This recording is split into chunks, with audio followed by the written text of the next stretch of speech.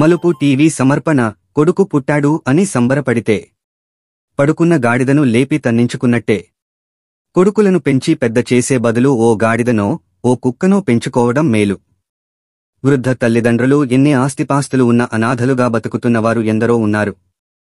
నా కొడుకులు బిడ్డలు అమెరికాలో ఉన్నారు అని గొప్పలు చెప్పుకోవడమే తప్ప ఆలనా పాలనా చూసేవారు లేక అనాథకులు బ్రతుకుతున్న వారి గాథలు వర్ణించతరమా? వృద్ధాప్యం ఇంత భారమా? తమవరకు వస్తే కాని తెలియని మూర్ఖత్వం ఇంకెంతకాలం? వృద్ధ తల్లిదండ్రుల యోగాక్షేమాలను పంచుకోలేని కొడుకులు గాడిదలతో సమానమే. వృద్ధాప్యంలో తల్లిదండ్రులు కుమిలిపోతుంటే ఆనందపడడం మీ సంస్కృతి అనుకుంటున్నారా? రేపు మీ సంగతి ఏమిటి? మీరు వృద్ధులు కారా? అంతకంటే హీనమైన పరిస్థితులు రావచ్చు, జాగ్రత్త.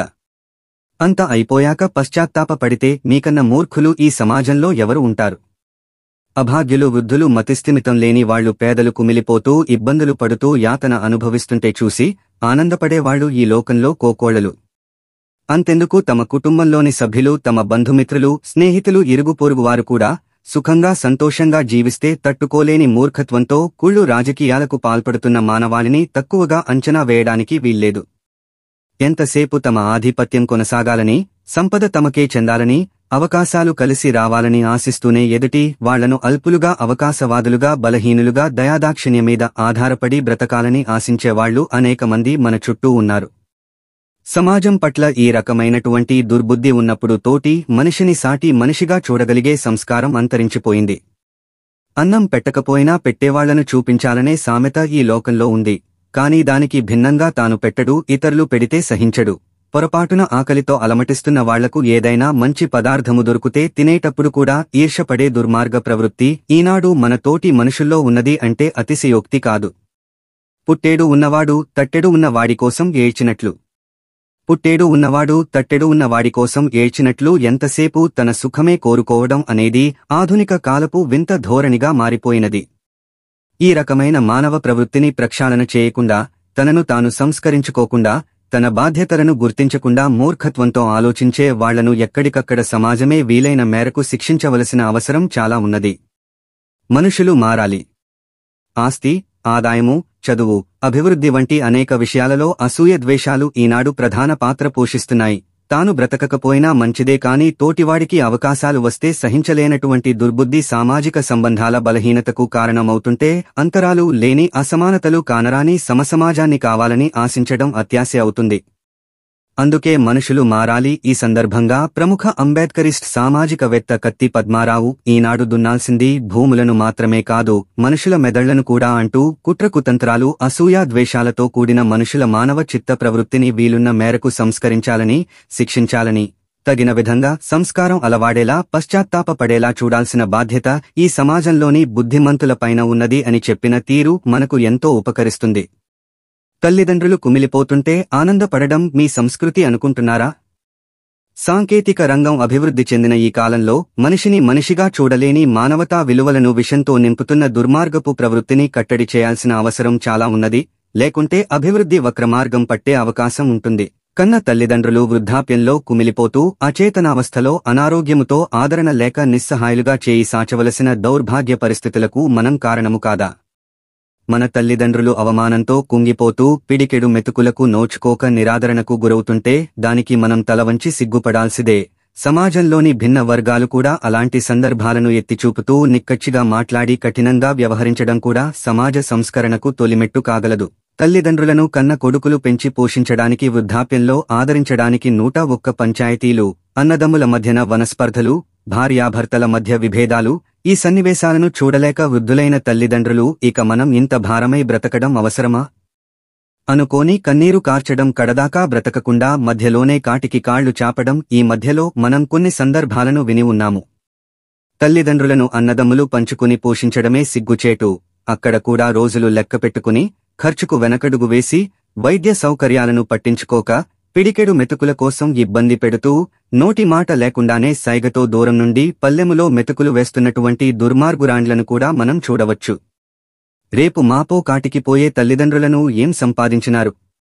చావడమే మేలని, బాధ్యత తీసుకుని సానుకూలంగా ఉంటే అట్లే అంటిపెట్టు ఉంటారని, మాట్లాడకుండా ఉండడం, తలుపులు బిగించి బయటికి నెట్టడం, సూటిపోటి మాటలతో మెడలు బట్టి బయటకు గెంటడాన్ని కూడా మనం గమనిస్తున్నాం. ఇలాంటి సందర్భాలు మన కుటుంబాలలో ఉంటే ముందుగా మనం సిగ్గుతో తల వంచుకోవాలి, 10 మంది ముందు క్షమాపణ కోరుకోవాలి. మన కుటుంబ సభ్యులలో భార్యాభర్తలుగా అవగాహన పెంచుకోవడం ద్వారా మన గతి కూడా అంతే. భవిష్యత్తులో మనకు మరింత దుర్భరమైన పరిస్థితులు రావచ్చు. తనదాకా వస్తే కాని పరిస్థితులు తెలియవు అనే సోయి తెచ్చుకోవడం చాలా అవసరం. శవానికి అలంకరణ కాదు, బ్రతికుండగా పిడికెడు మెతుకులు ప్రేమతో పెట్టు.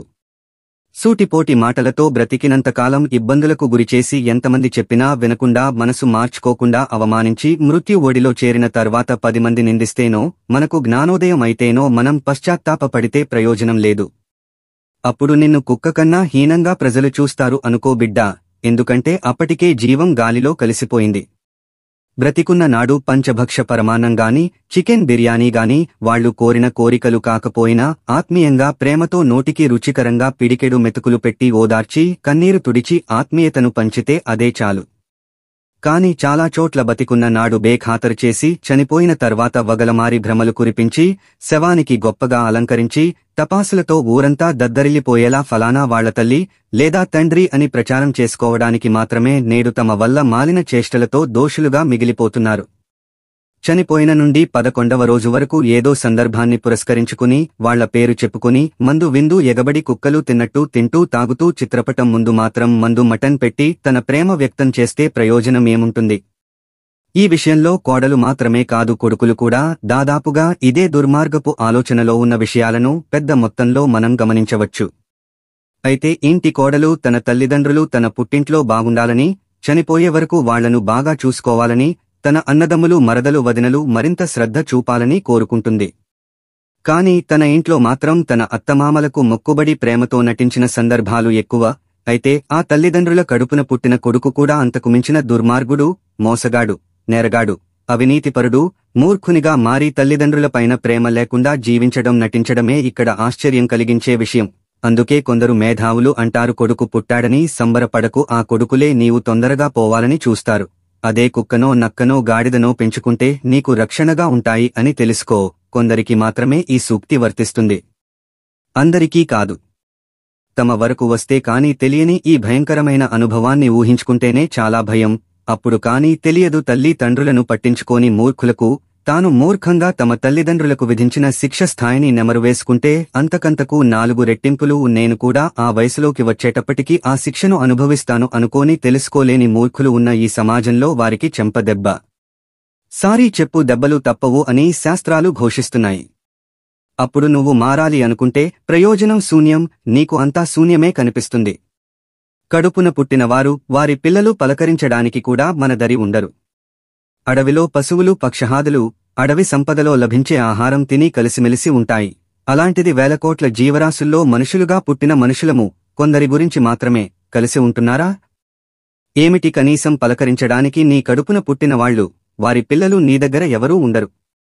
నీళ్లు ఇవ్వడానికి, గోలీలు వేయడానికి, పలకరించడానికి, చేయిపట్టి లేపడానికి కూడా ఎవరు నీకు అందుబాటులో ఉండక ఎందరో వృద్ధులు విలవిలలాడిపోతున్నారు. ఆ దూరాన్ని భరించలేక తుదికి ఆత్మహత్య చేసుకోవాలని ఆత్మహత్య చేసుకుంటున్నవారు ఎందరో ఉన్నారు. ఈ మానవ సమాజంలో జాగ్రత్త. అంత దుస్థితి రాకుండా ఉండాలంటే మనం నేడు సోయితో, బాధ్యతతో, పరోపకారంతో బ్రతికితే మన మంచితనం మన అంత్యదశలో మనలను కాపాడవచ్చు. కన్నవాళ్లు అందుబాటులో లేకున్నా తోటివాళ్లైనా సహకరించే అవకాశం ఉంటుందో ఏమో. కనీసం అంతవరకైనా పరిమిత స్థాయిలో నీకు సేవలు అందాలంటే నేడు నీ తల్లిదండ్రులను నిండు మనసుతో ఆరాధించు, ఆదరించు. ధిక్కరించినా, నిరాకరించినా, నిర్లక్ష్యం చేసినా అంతకుమించిన 1000 రెట్లు మూల్యం చెల్లించుకోక తప్పదు. జాగ్రత్త. ఈ హెచ్చరిక నాకు మీకు సమాజంలోని ప్రతి ఒక్కరికి సుమా. ఈ విషయాలు మీ ఈ మలుపు టీవీలో వీక్షించారు.